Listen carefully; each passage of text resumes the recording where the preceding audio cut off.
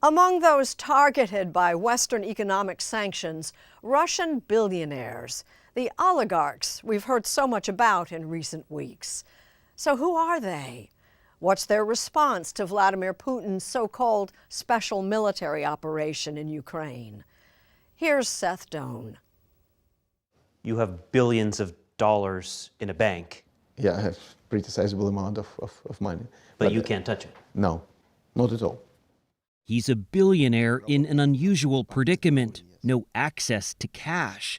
Because this month, Mikhail Friedman became yet another Russian oligarch to be slapped with those economic handcuffs, sanctions. How did you learn you were sanctioned? From TV? Oligarchs in London will have nowhere to hide. We're coming for you, ill-begotten gains. All of these measures will significantly harm Putin's ability to finance his war. To punish Russian President Vladimir Putin for invading Ukraine, the U.S. and its allies are foregoing military intervention and using the financial weapon of sanctions, aimed at both the state and on individuals deemed close to Putin. Flashy assets are being seized and bank accounts frozen.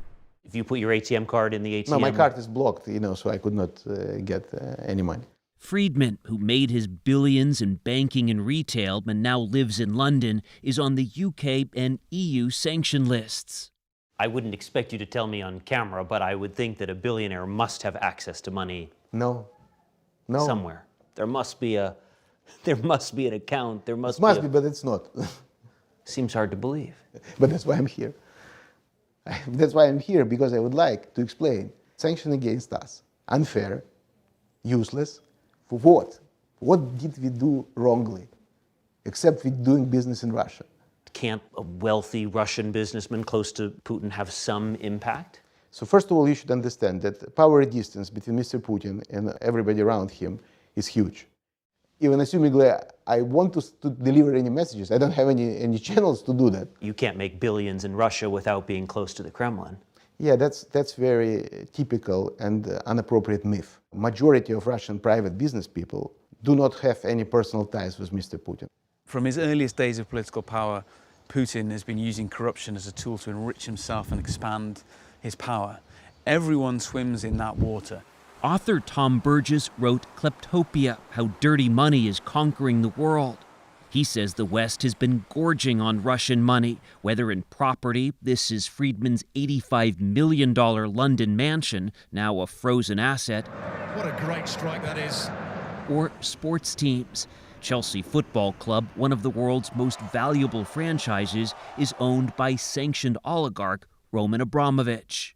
How do you know this is dirty money that's being blocked by these sanctions? Dirty money is quite a hard thing to define. You could make the argument that anyone who has made and retained an enormous fortune in a dictatorship we know to be profoundly corrupt, then that person is to some greater or lesser extent complicit in that regime's power. Still, to show us that his money is clean, Friedman sent us this audit by Ernst & Young, which he commissioned. He's a man straddling different worlds. He's Russian and Jewish and was born and raised in what is now Ukraine, then part of the Soviet Union. I've been always in contact with the Ukrainian authority, including President Zelensky. What do you think of President Zelensky? I think he's the president of an independent country, and he is a very brave and strong person, as far as I understand. In a letter to employees before he was sanctioned, Friedman wrote, "War can never be the answer." He's one of the few oligarchs to speak out against the invasion of Ukraine. You've said you're against the war. I'm against the war. But you can't criticize Putin. I think that right now, in climate, is Russia is not very tolerant with regards to that. Mr. Putin recently made a very clear speech regarding traitors, kind of enemies of the state. Do you think he was talking about you? I don't know. I definitely do not believe that I am enemy of the state. Do you think you're a traitor in Putin's view? I hope not, but looks like. What does that mean for you? It's a very difficult situation by any dimension.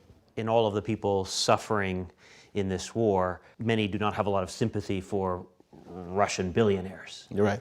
And I understand that's attitude, Friedman acknowledges the effectiveness of the wider sanctions that have crippled Russia's economy, but claims he's collateral damage. What about presumption of innocence, things like that? That's just decision of unknown bureaucrats who decided that I am guilty by definition because I'm Russian oligarchs, just to feed public demand to punish somebody. Friedman says, where's the due process in this? Friedman has a point. There are civil servants and politicians writing names on lists. What you really want is a criminal process, right? If someone is guilty of corruption, you can prosecute them for that. The danger with sanctions is that they start to create this system outside the rule of law where people are targeted with very little due process, yeah.